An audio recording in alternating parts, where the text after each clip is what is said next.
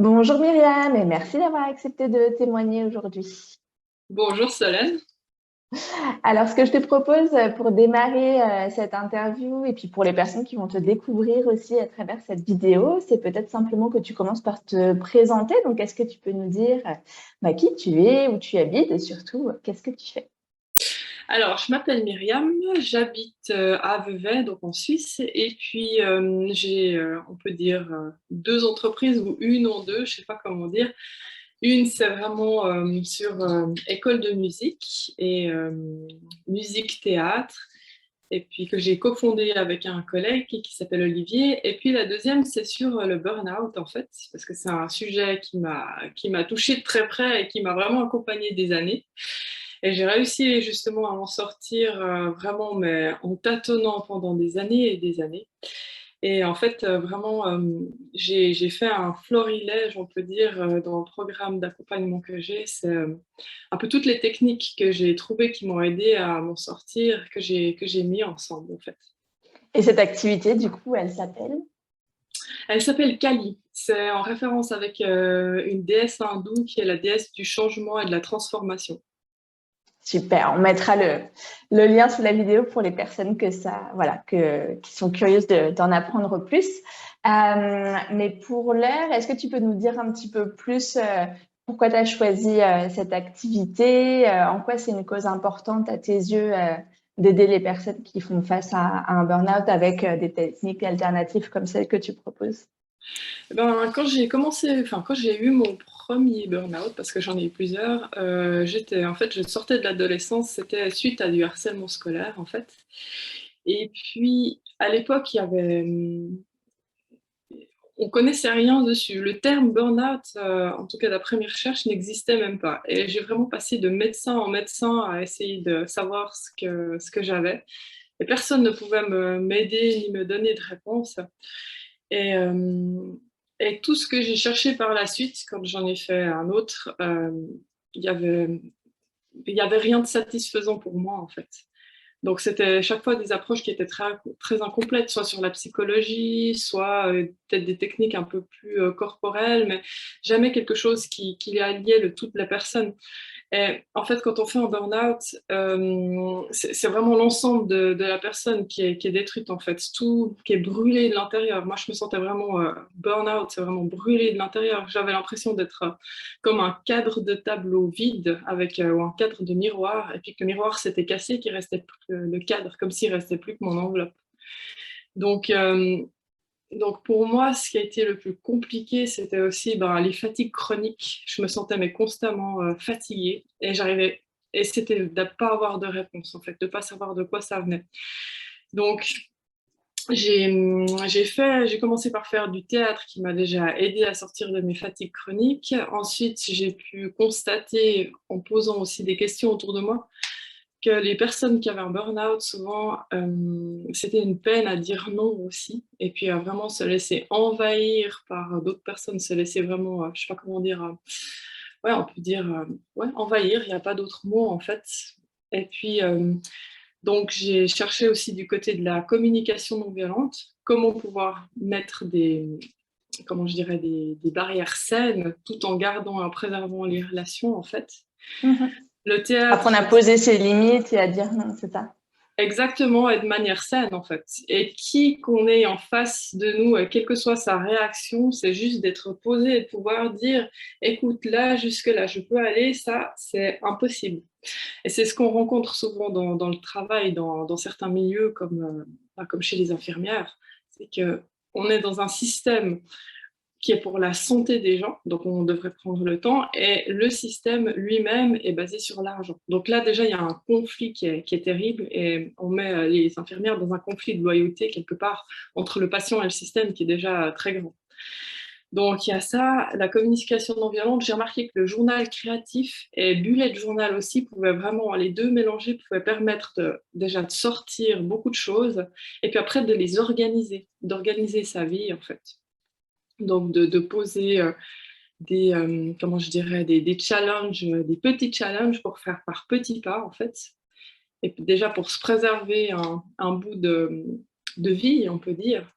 Et puis, qu'est-ce que j'ai mis encore dedans? Il me semble, oui, La le rythmique? théâtre, ça permet aussi de se réancrer. Donc ça, c'est vraiment extrêmement puissant. Déjà pour incarner des rôles, pour pouvoir apprendre à se mettre en avant, à parler devant les autres, mais aussi pour rejouer des situations qui, par exemple, se sont mal passées ou, par exemple, un entretien qu'on aimerait avoir et dire les choses et pouvoir le jouer et s'y préparer déjà, en fait.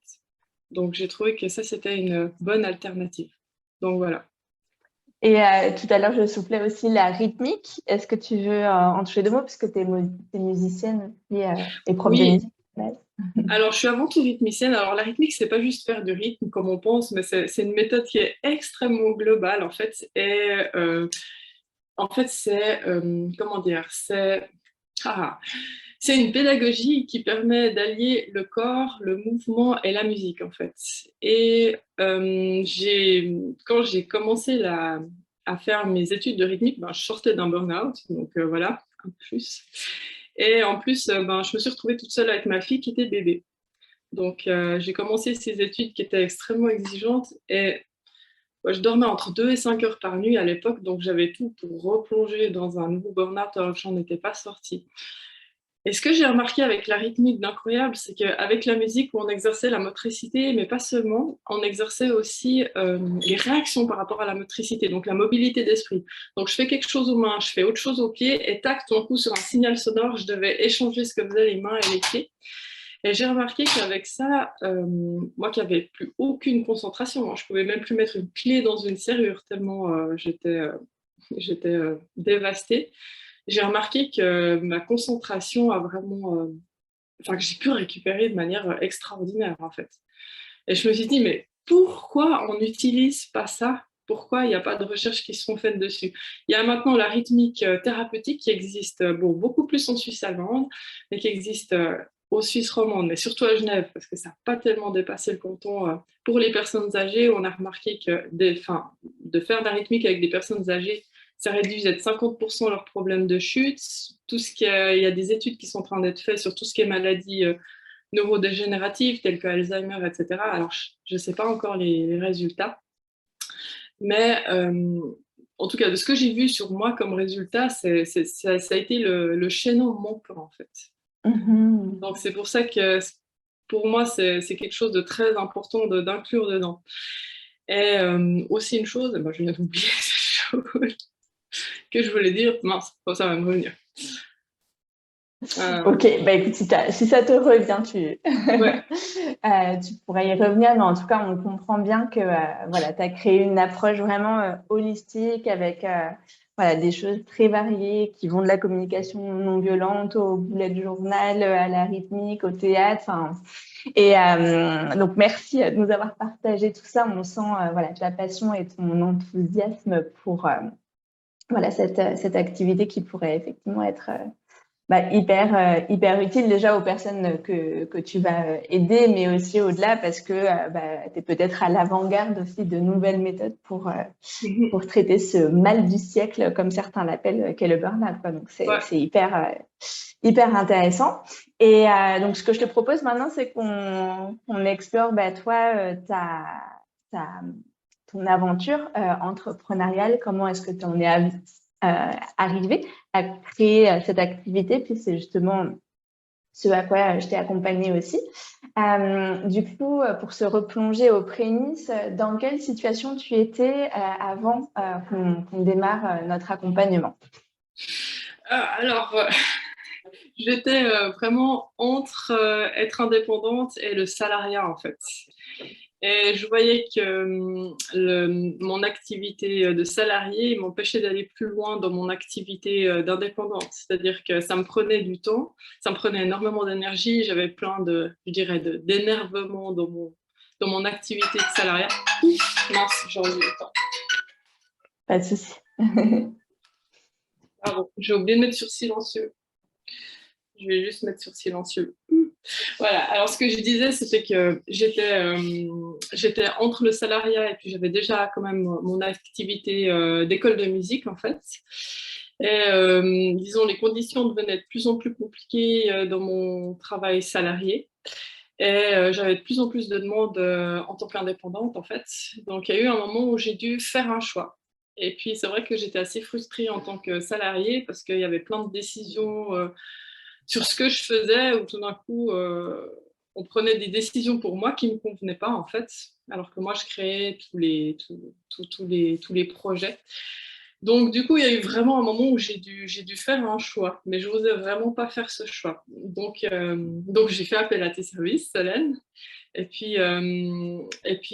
plus, l'idée de travailler sur le burn-out, pour moi, c'était vraiment quelque chose qui me tenait à cœur depuis très longtemps, mais j'avais pas comment m'y prendre. J'avais vraiment, j'avais laissé ça de côté parce que j'avais déjà commencé le travail et puis ça m'enthousiasmait beaucoup. Et puis c'est toi, en me faisant travailler dessus, où je me suis dit, ah ouais, mais non, ça, je peux le reprendre. Mais il fallait vraiment mettre un cadre à ça puis savoir comment m'y prendre. Parce que c'était vraiment, enfin, je trouve que seul dans un projet comme ça, c'est impossible, quoi. Et du Donc, coup, quels étaient à l'époque tes espoirs ou tes attentes par rapport à l'accompagnement, sachant que voilà, tu étais encore salariée, tu avais des demandes et des clients en tant qu'indépendante, mais voilà, tu n'avais pas forcément la place pour créer l'activité sur le burn-out, mais tu sentais que c'était quelque chose que tu avais de faire. Donc voilà, tu t'es décidée à te faire accompagner. Qu'est-ce que tu voulais vraiment trouver dans cet accompagnement?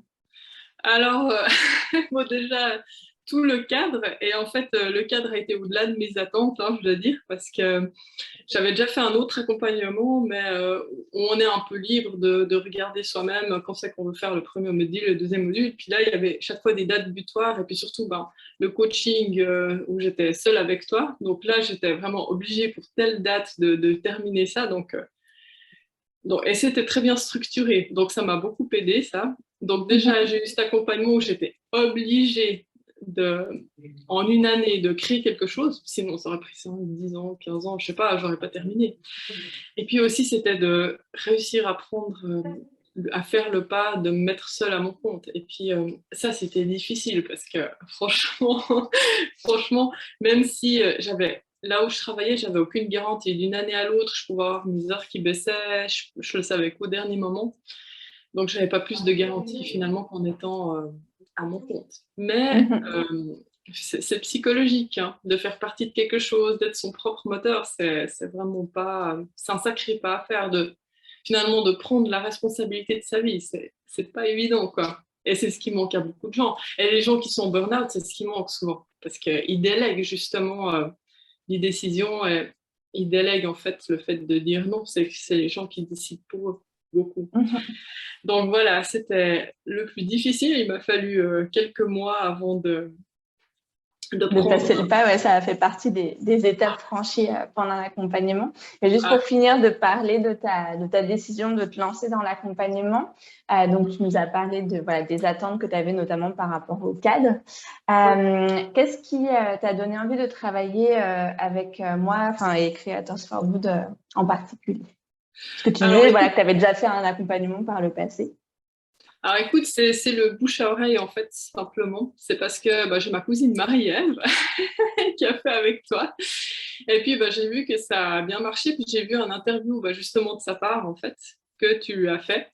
Puis je lui ai posé des questions et puis elle m'a donné tes références et puis bah, j'ai vu que vraiment que ça avait l'air vraiment de porter ses fruits en fait, que ça avait l'air vraiment bien. Et puis aussi le fait que c'est tout un travail sur soi en fait qui se met en place. Donc, euh, donc ce sont les choses qui m'ont poussé à m'y mettre, quoi. Ok. Et dernière question par rapport à ta prise de décision, puis après on parlera des résultats. Comment est-ce que tu as décidé, ou en tout cas trouvé l'argent pour investir dans l'accompagnement? Est-ce que cette décision d'investissement, elle a été difficile pour toi? Comment tu t'y es pris pour te lancer? Alors écoute, bon, moi j'avais un troisième pilier en fait. Et puis bêtement, c'était juste l'argent qu'il fallait pour. Donc du coup, j'ai débloqué mon troisième pilier. Ouais, c'est le Et, système de retraite en Suisse, c'est ça qui permet de mettre des sous de côté et de l'utiliser pour la ouais, création d'entreprise? alors ouais, alors ça c'est moi qui avais mis de côté pour ma retraite. J'y suis pas encore, donc de toute façon, voilà. Mais j'avais mis cet argent de côté et puis j'ai pu le débloquer juste à temps avant que le délai ne passe, en fait, pour débloquer ça. Et puis je pense que c'est un très, très bon investissement, en fait. Donc Ouais. voilà. Je traduisais pour les personnes qui ne sont pas habituées au Ah, système suisse. ouais, Au cas où, moi j'ai eu plusieurs clientes suisses qui ont utilisé leur troisième pilier, mais voilà, c'est pas forcément un système qui est connu de tous, mais en tout cas, voilà, c'était de l'argent que tu avais de côté et que du coup, tu as décidé d'investir dans l'accompagnement. Ça marche. exactement. Et du coup, maintenant, est-ce que tu peux nous décrire un peu à la fois les étapes que tu as franchies pendant cet accompagnement, puis les résultats du coup que tu as obtenus? Les étapes, c'est-à-dire les étapes. Est-ce que tu as envie, enfin après là, tu partages que tu as envie, mais en gros, qu'est-ce que tu as apporté l'accompagnement? Quelles sont les différentes choses sur lesquelles, enfin, les étapes que tu as pu franchir en fait pendant ces 12 mois et puis où est-ce que tu en es arrivé aujourd'hui? Parce que tu nous parlais que avant de faire l'accompagnement, tu étais salarié, tu avais quelques clients en indépendant, tu voyais qu'il y avait plus de demandes, mais en même temps, tu n'osais pas trop te libérer du salariat. Tu avais cette idée d'activité liée au burn-out, mais elle traînait depuis quelques années. Donc, aujourd'hui, où est-ce que tu en es de tout ça? Ah, ok. Alors, si je peux parler de manière personnelle, bon, ça a été incroyable parce que depuis que j'ai pris la décision, que j'ai fait le pas, en fait, de me mettre en tant qu'indépendante, il y a plein de choses dans ma vie privée qui se sont débloquées, mais des choses vraiment ouais, assez incroyables qui me sont arrivées, quoi. Donc, je pense que quand on change d'état d'esprit, en fait, et de position, en fait, tout bouge autour de soi. Donc, ça, je peux dire que c'est déjà quelque chose que j'aurais pas pensé. Ensuite, je pense que le caractère, bon, je ne peux pas dire qu'il change, mais en tout cas, j'ai eu l'impression qu'il y a eu une grande évolution parce que tout d'un coup, j'ai dû prendre les rênes de ma vie, en fait. Je ne pouvais plus déléguer ou demander la permission si je peux faire ceci ou je peux faire cela, ce que j'avais trop tendance à faire avant. Donc, ça, c'est vraiment une étape assez forte qui s'est passée pour moi. Ensuite, construire une entreprise, moi, ça me paraissait une montagne, en fait. Donc, j'ai dû d'abord me poser la question, mais qu'est-ce que je veux vraiment dans ma vie? Mais est-ce que vraiment je veux continuer à vivre comme j'étais avant, en fait?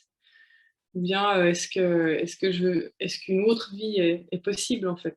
Alors, je dis pas, c'est quand même beaucoup de travail, faire une entreprise, c'est pas je bosse et je prends la moitié de l'année en vacances, c'est sûr que non.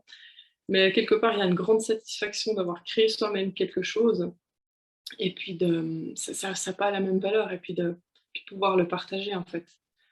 Ensuite, c'est vrai que je me sens beaucoup plus alignée avec mes propres convictions, c'est-à-dire j'ai des convictions et puis je mets tout en œuvre pour que ça transparaisse dans mon travail, pour pouvoir le donner aux autres.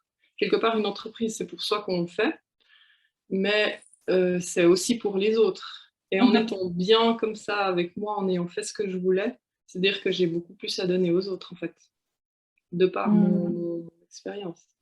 Et puis c'est un sacré processus, en fait. C'est autant un processus extérieur, et c'est autant un processus intérieur. Il y a une énergéticienne qui me disait, Gwenaëlle, qui me disait Qui fait que partie donc des accompagnants Creators voilà, Story. exactement. Elle disait créer son entreprise, c'est vraiment c'est la même énergie que mettre au monde un enfant. Je peux dire que c'est vrai.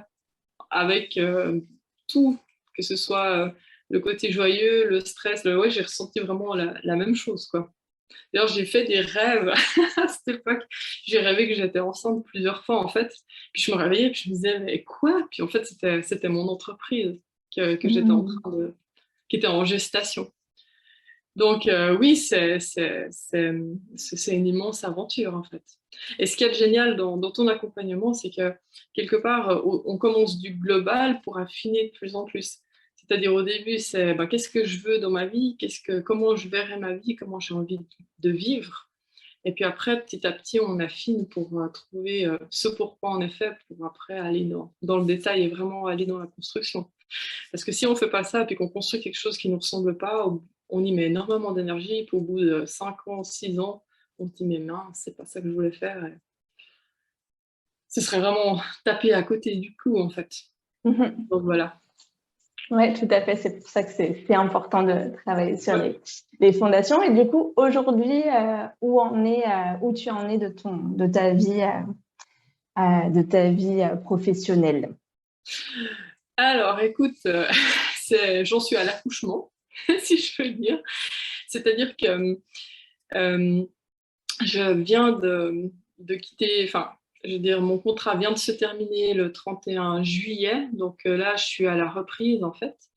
Et puis, Donc, tu as l'école... démissionné du salariat, c'est ça que tu veux dire Exactement. par ton contrat, c'est terminé. Ouais. Voilà, exactement. Et puis, bon, bah, j'ai déjà tous mes contrats d'école de musique.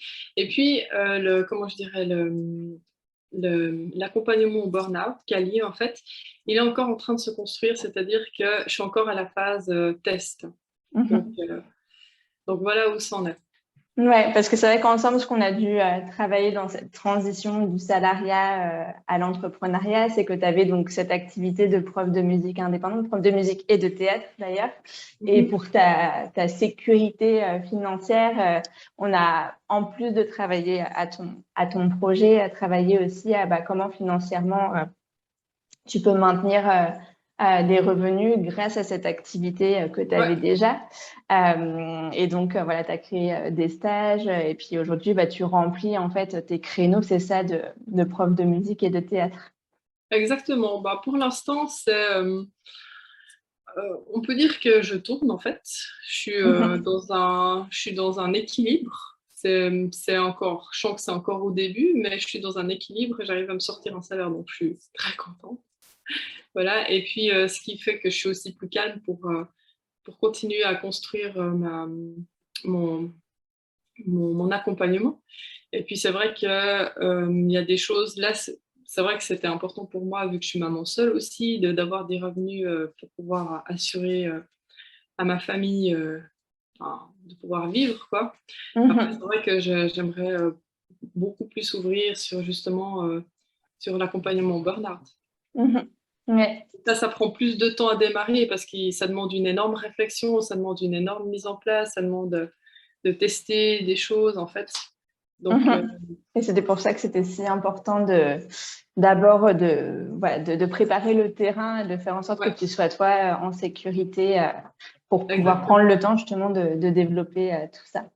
Donc, ouais, c'est vrai que c'était une des particularités de notre accompagnement toutes les deux, ça a été de travailler et sur tes cours de musique et de théâtre et sur ce projet qui te tient à cœur, qui est Cali. Qu'est-ce que tu dirais qui a été le plus grand changement que tu as vécu au cours de cette année de transformation? Ah bah, je dirais, c'est clairement d'avoir quitté le salariat. Ça, c'était le pas dans le vide. Et quelque part, quand j'ai été voir mes directeurs, c'est que finalement, quand j'ai pris cette décision, je savais que j'allais pouvoir m'en sortir, en fait. Et enfin, je n'avais pas encore tout qui était en place, mais quelque part, c'est que je me suis positionnée, dès le moment où j'ai pris moi un peu le couteau par le manche, je me suis positionnée différemment par rapport à eux. Je peux dire d'égal à égal, en fait.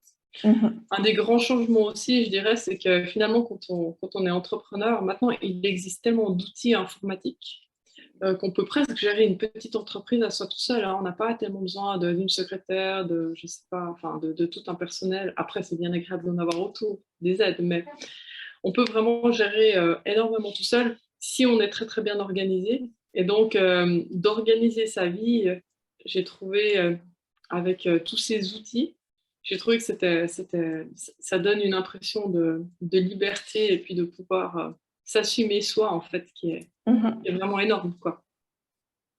Super. Et qu'est-ce que tu dirais aux personnes qui regardent ton témoignage et qui sont peut-être dans une situation similaire à celle dans laquelle tu étais, c'est-à-dire que voilà, ils sont salariés, ils ont envie de devenir indépendants, d'entreprendre, mais qui n'osent pas se faire accompagner, que ce soit d'ailleurs par moi ou par quelqu'un d'autre. Qu'est-ce que tu leur dirais comme conseil? Ben, je leur dirais d'imaginer qu'ils sont dans les derniers jours de leur vie et puis qui se posent la question, mais qu'est-ce qu'ils auraient envie d'avoir accompli en fait? Qu'est-ce qui est vraiment important? Parce que la vie, elle passe vraiment très très vite. on s'en rend pas compte parce qu'on a l'impression que le moment présent, que c'est une ligne et que ça va très lentement. En vérité, tout d'un coup, on regarde derrière soi, puis les années ont passé, puis on se dit, ah mince, j'aurais dû vivre ceci ou vivre cela. Il y a un proverbe intéressant qui dit, j'espère que je vais le retrouver, on meurt souvent de ne pas avoir fait ce qu'on avait envie dans la vie. Je ne sais plus comment il va, mais en tout cas, on meurt à petit feu comme ça, en fait. À Mhm. force d'être un peu endormi, d'être un peu atone. Et je pense que c'est important de, comment je dirais, on peut rêver, mais après, il faut aller plus loin, puis il faut mettre les choses en place. Surtout maintenant, où on a tellement de possibilités, où il y a justement des accompagnements tels que le tien. Maintenant, c'est possible. Et ensuite, je dirais, les grands changements extérieurs viennent toujours de changements intérieurs, en fait. Mhm. Voilà, c'est ce que je dirais. Super. Est-ce que tu as un dernier mot à rajouter ou quelque chose d'autre que tu souhaiterais aborder dans cette vidéo? Non, il n'y a rien qui me vient. Ok, bah écoute, merci beaucoup pour ton partage et tout ce que tu nous as ouvert voilà, de ta vie, de ta réalité. Et puis, merci aussi à toi pour la confiance que tu m'as accordée pour t'accompagner dans cette transition importante quand même de ta vie, voilà, de prendre ton envol et voilà, de devenir indépendante, de voler de tes propres ailes. Et puis, du coup, bah, je te souhaite plein de belles choses pour la suite. Ah, si, je pourrais rajouter juste une petite chose. Souvent, Oui. quand on fait des changements, ah non, peut-être deux choses importantes. Si on veut des changements dans sa vie, il ne faut pas les souhaiter, il faut vraiment poser une action. Moi, c'est dès le moment où j'ai envoyé un mail à ma direction, je ne savais pas encore si je voulais démissionner ou pas, mais pour discuter, que tout d'un coup, il y a des choses qui m'ont sauté aux yeux le jour même et que tout d'un coup, ça a activé les choses en fait. Et puis Mhm. la deuxième chose, c'est quand on bouge quelque chose, moi, il y a plein de choses qui ont radicalement changé dans ma vie et que j'aurais pas imaginé, hein, mais dans ma vie personnelle, dans mes relations avec les autres, en quelques mois suite à ce changement, en fait. Mhm. Ouais, c'est ce dont tu parlais au tout début Ouais, de l'interview. Donc, la boucle est bouclée. Super. Bah, je pense que exactement. c'est un très beau mot de la fin. Effectivement, Oui, voilà, quand on ose en fait faire un petit pas, les choses après peuvent s'enchaîner et il y a plein de choses qui peuvent découler de ça qui sont pas forcément uniquement sur nos épaules, mais qui ouais, peuvent aussi, du coup, notre devoir, entre guillemets, notre responsabilité, ça va être d'impulser le changement et puis d'oser dire oui à soi et à ce qu'on veut vraiment. Et après, bien sûr, il y a du travail à faire, mais il y a aussi plein de oui. choses qui peuvent aller dans ce sens-là de manière fluide. Bon, en tout cas, merci beaucoup, Solène. Et puis, vraiment, j'ai eu beaucoup de plaisir dans cet accompagnement. Ouais, c'était vraiment chouette. Mais de toute façon, on va se revoir parce qu'on va continuer à travailler ensemble, en fait. Ouais, on va faire une supervision ensemble, tout à fait. Bah, je te dis à très vite et puis merci encore d'avoir pris le temps de partager un petit bout de ton histoire avec nous aujourd'hui. Ciao Myriam. Ciao, ciao, Solène.